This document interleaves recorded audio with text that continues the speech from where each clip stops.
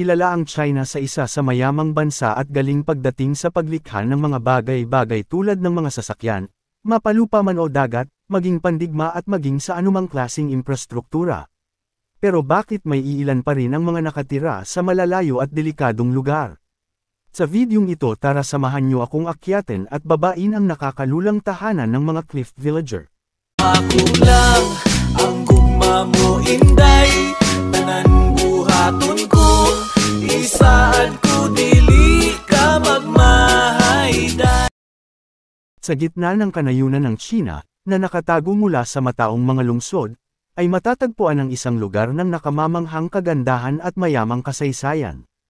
Maligayang pagdating sa Cliff Village, kung saan ang oras ay tila tumigil, at ang tradisyon at kalikasan ay nagkakasundo sa perpektong balanse.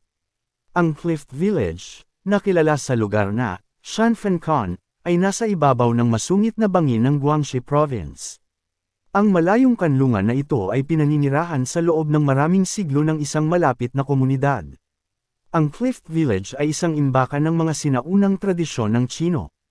Ipinagdiriwang ng mga taga-nayon ang mga kapistahan na may makukulay na prosesyon at nakamamanghang pagtatanghal.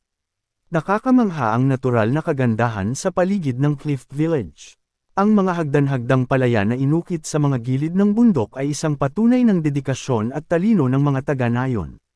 Ngunit habang nagbabago ang mundo, nagbabago rin ang Cliff Village. Ang modernisasyon ay nagdala ng mga hamon sa napakagandang lugar na ito. Kayo mga langga, kaya nyo bang tumira sa ganitong klaseng lugar? Naiisip nyo ba kung gaano kahirap ang pamumuhay nila dito? Paki-comment nyo naman sa baba para malaman ko ang inyong mga opinyon. Kung nagustuhan nyo ating video today, sana'y huwag kalimutang mag-subscribe at tulungan nyo naman akong maabot ang 50k subscribers, at paki-share mo na rin ako sa inyong chismosang kapitbahay na mga marites, para mas mabilis makalat. Maraming salamat po. God bless. Marites mana imong batasan, ay bantayi ang kinabuhi.